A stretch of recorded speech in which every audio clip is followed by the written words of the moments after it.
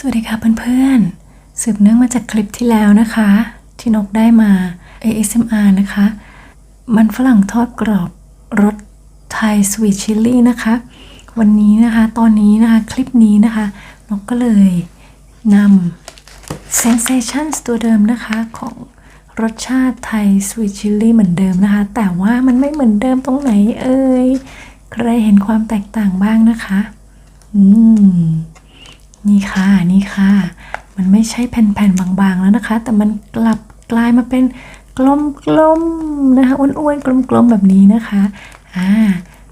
เรามาลองชิมกันเลยค่ะอันนี้คุณสามีซื้อนะคะเห็นไหมคะว่ามันฝรั่งทอดกรอบมันอร่อยขนาดไหนที่คุณสามีไปเจอตัวนี้มานะคะก็ต้องเอามานะคะขนาดจะเป็นถั่วนะคะก็ยังเอามาลองมีที่ฉีกนะคะมีที่ฉีก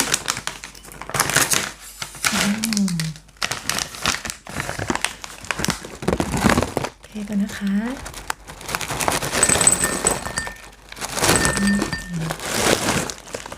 เอาละค่ะไปชิมด้วยกันเลยนะคะ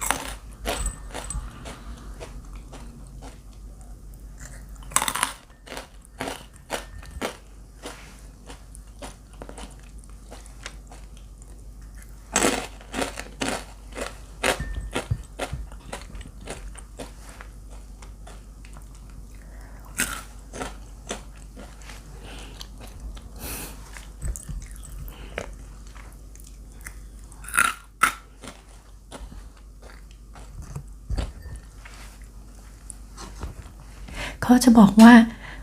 ความอร่อยนะคะมันเหมือนกันนั่นแหละค่ะแต่ว่า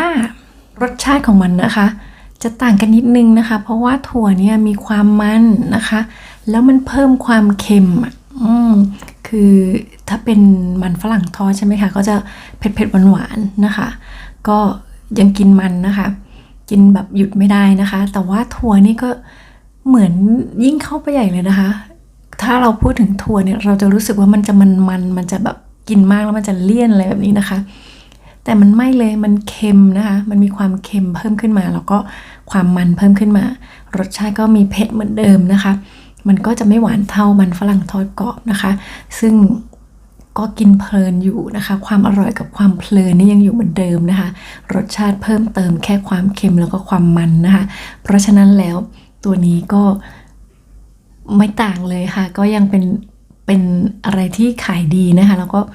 คนชอบมากๆนะคะยกเว้นคนที่ไม่ค่อยชอบทานเผ็ดนะคะก็อาจจะไม่ชอบทานตัวนี้แต่เชื่อว่าคนส่วนมากจะชอบตัวนี้ละค่ะแล้วก็เป็นรสไทยสวีทชิลลี่ซึ่งเซนเซชันผลิตไทยสวีทชิลลี่มาที่นกเจอนี่นะคะก็คือมีถั่วแล้วก็มีมันฝรั่งทอดกรอบนะคะ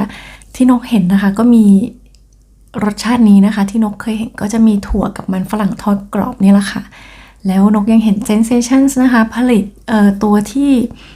มีมะนาวโอ้โหแต่นั้นไว้ถ้านกเจอนะคะนกจะ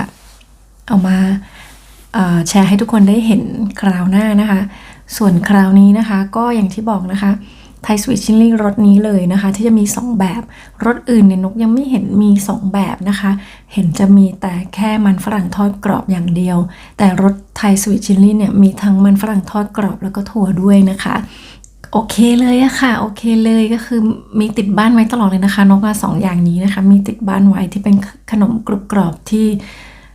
ปกติอยู่เมืองไทยจะไม่ค่อยทานขนมกรุบกรอบพวกนี้นะคะเพราะเราจะทานพวกขนมหวานแทนนะคะแต่มาอยู่นี่ไม่ค่อยได้ทานขนมหวานนะคะก็หันมาทานพวกนี้แทนนะคะตัวนี้ก็ช่วยได้มากเลยทีเดียวค่ะก็เวลาอยากอะไรนะคะหรือเวลาหิวดึกๆนะคะตัวนี้ช่วยได้เพราะว่ามันเป็นถั่วนะคะกินเราก็ทำให้รู้สึกอิ่มได้เหมือนกันค่ะคิดว่าทุกคนจะชอบนะคะแล้วก็อยากจะรบกวนช่วยกดไลค์กดแชร์กด subscribe ให้เพื่อเป็นกำลังใจให้กันนะคะวันนี้นกขอตัวลาไปก่อนค่ะพบกันคลิปหน้าค่ะสวัสดีค่ะ